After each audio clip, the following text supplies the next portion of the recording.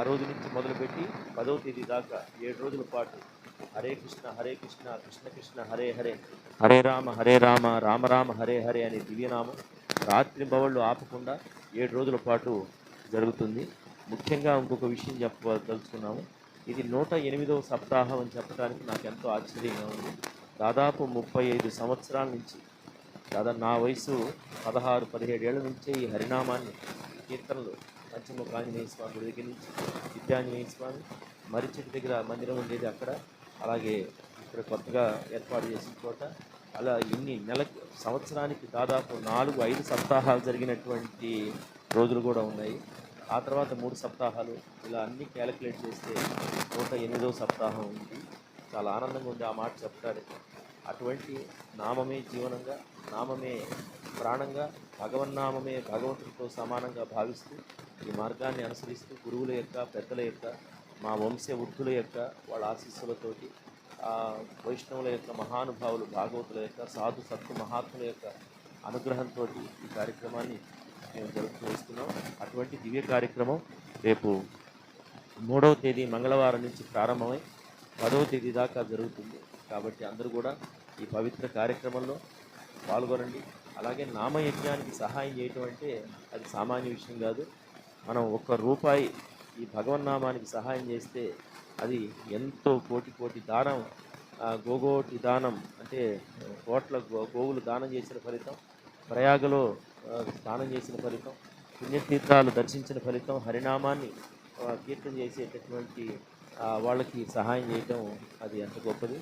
కాబట్టి నామయజ్ఞంలో ఇప్పటికే సహృదయులు, భక్తులు, మంచి రాధాకృష్ణ చరణదాసులు కొంతమంది యథోచితంగా రాజుకి, అనంతకోటి భాగవత భక్త బృందకి, రాధాకృష్ణ భక్త బృందకి,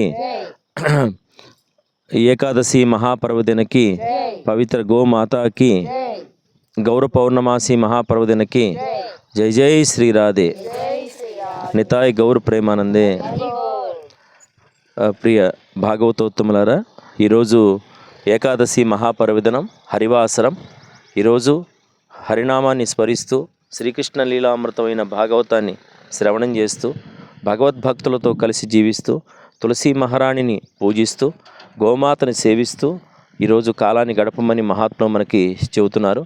ఈరోజు నవధాన్యాలు ముట్టుకోకూడదు.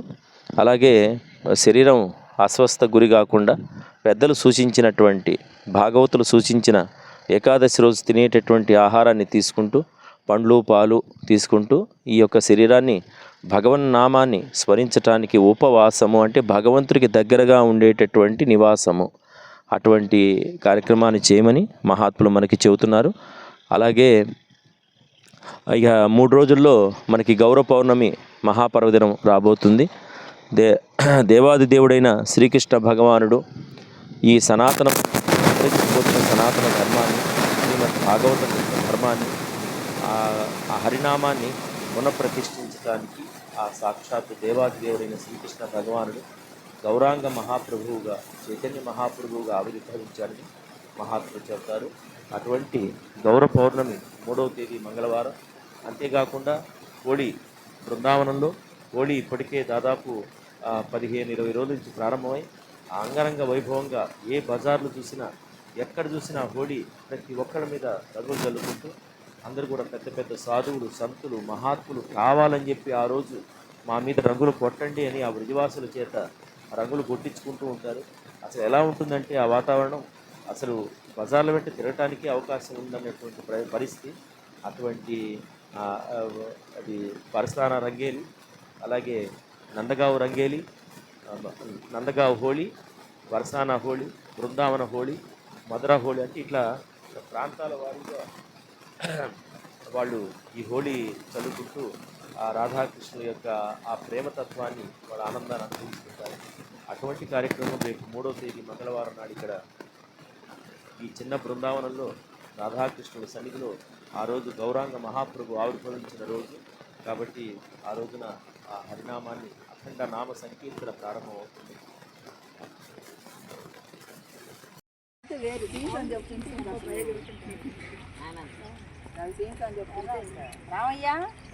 హలో, హరే కృష్ణ హరే కృష్ణ కృష్ణ కృష్ణ హరే హరే హరే రామ హరే రామ రామ రామ హరే హరే యథాయ్ గౌర్ ప్రేమానందే గోమాత కృపా కటాక్ష సిద్ధిరస్తు. గోమాతలు రోజు రోజుకి పెరిగిపోతూ ఉన్నాయి కాబట్టి గోగ్రాసానికి అందరూ సహకరించండి. ఇది పవిత్రమైనటువంటి చిన్న బృందావనం, రాధాకృష్ణుల యొక్క చరణ సన్నిధి ఇది. రాధే రాధే. గోవింద భగవాన్.